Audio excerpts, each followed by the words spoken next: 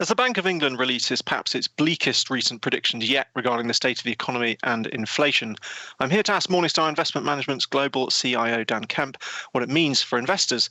So, Dan, thanks for joining us. Some investors will remember high inflationary environments of old, but for others, this will be their first time.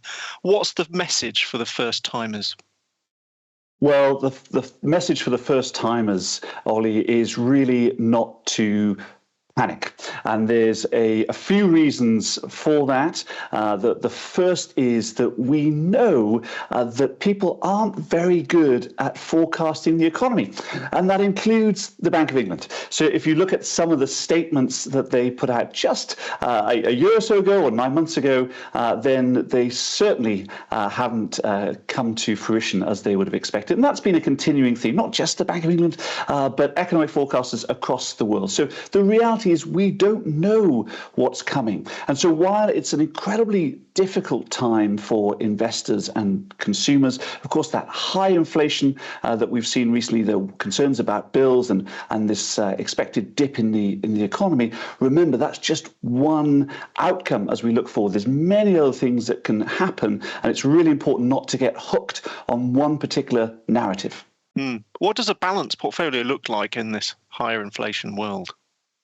Well, with a balanced portfolio, the key is to build something that is robust to a wide range of possible outcomes. And this goes back to the point I made about narratives. It's so easy for us to be hooked by a compelling narrative, a story of the future.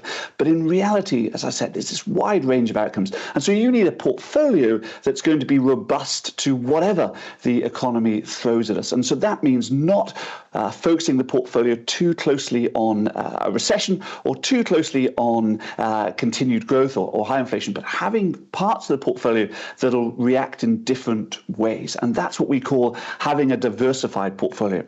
Now, the important thing to remember about a diversified portfolio is when some things are doing well, some things are doing poorly. And that's not a bug, that's a feature of diversification. That's how it's meant to be. So as you think about your portfolio over the coming months and years, if something's doing poorly in that portfolio, that doesn't mean it's not doing its job. It's just that the rest of the portfolio is benefiting from the current environment and it's not. But as that environment changes, you may see that move around.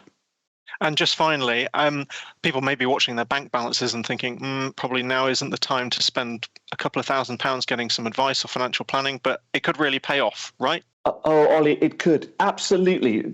I can't overstate the value of good independent advice. And so if you're thinking about your future, particularly if you're at one of the pivotal stages of life, then do go and see a financial advisor. They can make an enormous difference. Awesome. Thanks for this. For more on inflation and the economic climate, check out morningstar.co.uk. Until next time, my thanks to Dan. I've been Ollie Smith for Morningstar.